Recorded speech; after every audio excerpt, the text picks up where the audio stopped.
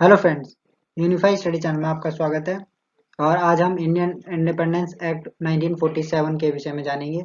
इससे पहले हमने सारे एक्ट्स जाने हैं जो कि इम्पोर्टेंट थे एग्जाम की दृष्टि से, जैसे 1773 का रेगुलेटिंग एक्ट, 1784 का पिट्स इंडिया एक्ट और इसी तरीके से 1892 का और 1793 से लेकर और 1853 तक चार्टर एक्ट्स थे, वो सारे हमने देखे हैं।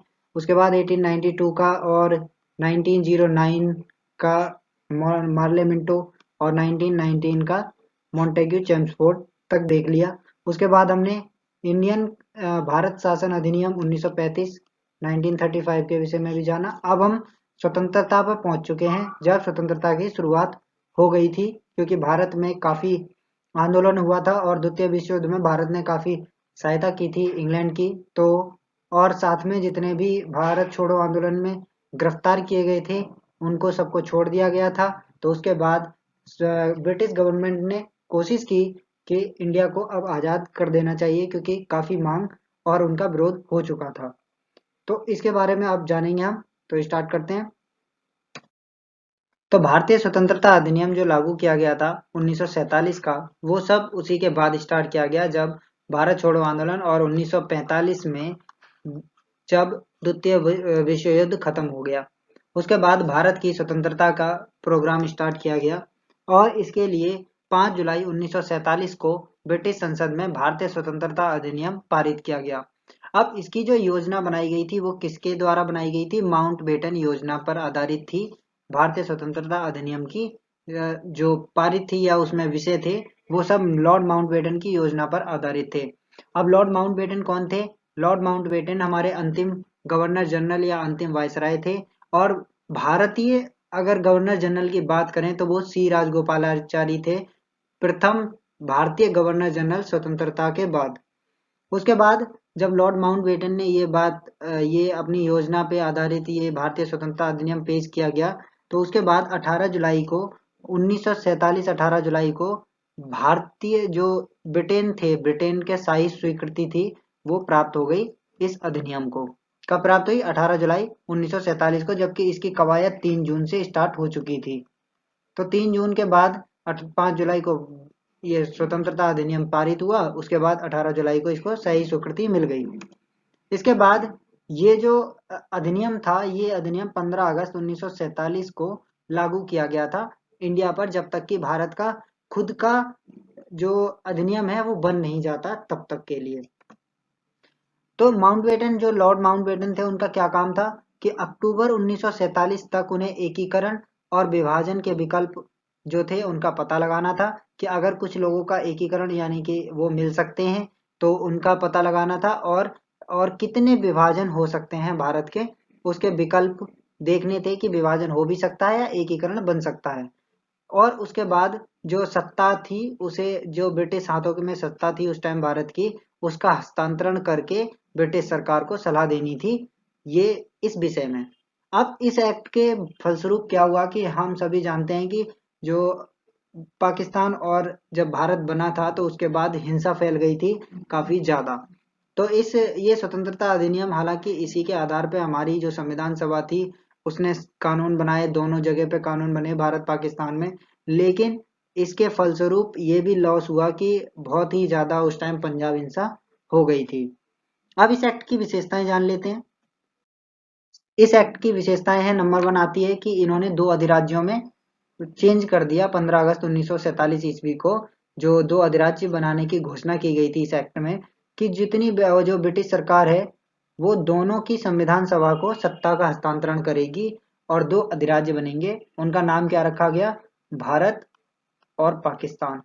पाकिस्तान की मांग आप सभी जानते हैं 1940 में रखी गई थी, और पाकिस्तान शब्द का सबसे पहले रहमत अली खान ने प्रयोग किया था। तो मुस्लिम लीग की मांग पर पाकिस्तान बनाया गया था और भारत बना था। अब इसमें क्या था कि 15 अगस्त 1947 को इनको 2 अधिराज्य बनाने थे, और प्लस जो ब्रिटिश सरकार थी, दोनों की जो संविधान सभाएं थी, भारत की संविधान सभा और पाकिस्तान की संविधान सभा, दोनों को सत्ता हस्तांतरण उसे करनी थी। इसके बाद आता है कि जो भारत और पाकिस्तान बनाए गए थे उनमें एक एक गवर्नर जनरल की नियुक्ति की गई थी। लॉर्ड माउंटबेटन चाहते थे कि सामान्य गवर्नर हो, लेकिन जो जिन्ना था, यानी कि पाकिस्तान का जो गवर्नर जनरल जिन्ना, मोहम्मद अली जिन्ना, उन्होंने क्या किया कि वो खुद गवर्नर जनरल बनना चाहते थे। उसके बाद आता है कि जो संविधान सभाएं थी, उनके संविधान निर्माण करने तक, जब तक वो संविधान निर्माण नहीं कर लेती हैं, तब तक विधानमंडल के रूप में उन्हें कार्य करना पड़ेगा, जिसका प्रावधान भारत शासन अधिनियम 1935 में किया गया था कि दो मंडल बनाए गए थे, एक केंद्रीय विधानमंडल और एक प्रांतीय विधानमंडल। इसके रूप में इन्हें कार्य करना पड़ेगा। उसके बाद चौथा आता है कि जो भारत मंत्री के नाम से पद बनाए गए थे ब्रिटिश शासन में, उन सब का समापन कर दिया गया। अब भारत का जब तक संविधान नहीं बन रहा था, तब तक तो यही 1935 के कानून के अकॉर्डिंग काम चलेगा, लेकिन जो भारत मंत्री के पद थे उनका समापन करने की इस एक्ट में जो कवायद की गई थी, कर दी गई थी। उसके बाद आता है कि जो नया संविधान निर्माण जब तक नहीं हो जाता, तब तक 1935 का जो भारतीय शासन अधिनियम था, उसके द्वारा ही शासन होता रहेगा दोनों जगह पर, चाहे वो भारत हो चाहे पाकिस्तान हो। इसके बाद जो देसी रियासत थी, उन पर ब्रिटिश सत्ता को समाप्त कर दिया गया। क्यों? क्योंकि देसी रियासतों पे वैसे भी देसी रियासतों को ऐच्छिक बना रखा था, तो यहाँ पर पूरी तरीके से इस एक्ट में उन पर जो ब्रिटिश सत्ता थी वो खत्म कर दी गई, और उन्हें चॉइस दी गई कि वो भारत और पाकिस्तान किसी में भी सम्मिलित हो सकते हैं अपनी स्वेच्छा से।